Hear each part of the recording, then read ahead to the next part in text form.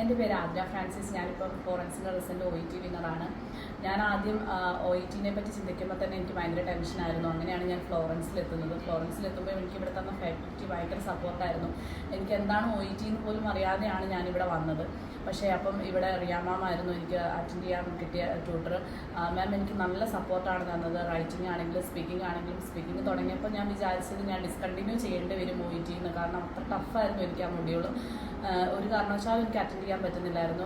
അങ്ങനെ കുറേ തവണ അറ്റൻഡ് ചെയ്ത് മാം നല്ല സപ്പോർട്ട് തന്ന് എങ്ങനെയൊക്കെ ചെയ്യണം, എങ്ങനെ പ്രസൻറ്റ് ചെയ്യണം എന്ന് മാം എനിക്ക് നല്ല രീതിയിൽ പറഞ്ഞു തന്ന് അങ്ങനെ ഞങ്ങൾ കൂടുതൽ ടൈം ഇൻവോൾവ് ചെയ്ത് സ്പീക്കിങ്ങിലൊക്കെ എനിക്ക് ഏതാണോ ബുദ്ധിമുട്ട് അത് ആ മൊഡ്യൂൾ തന്നെ മാത്രം കോൺസെൻട്രേറ്റ് ചെയ്ത് മാം എനിക്ക് ഇൻഡിവിജ്വൽ ക്ലാസ്സൊക്കെ തന്ന് എന്തായാലും നല്ലൊരു കോൺഫിഡൻ്റ് ആയിട്ട് എനിക്ക് OET എഴുതാൻ പറ്റി.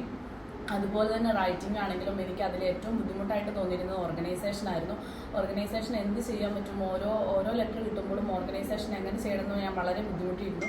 പക്ഷേ മാം അതിൻ്റെ കറക്റ്റ് വേ എങ്ങനെ എത്ര സിമ്പിളായിട്ട് നമുക്ക് ഓർഗനൈസേഷൻ ചെയ്യാമെന്ന് എനിക്ക് നല്ല സപ്പോർട്ടായിരുന്നു തന്നത്. പിന്നെ ഞാൻ ഒട്ടും കോൺഫിഡൻ്റ് അല്ലായിരുന്നു. ഇവിടുത്തെ ഫാക്കൽറ്റിയും സെബാസ്റ്റ്യൻ സാറും തന്ന ഒരു കോൺഫിഡൻ്റ് ആണ്. ഹാർഡ് വർക്ക് ചെയ്താൽ കിട്ടും എന്നുള്ള ഒരു കോൺഫിഡൻറ്റിൽ മാത്രമാണ് ഞാൻ OET എഴുതിയത്.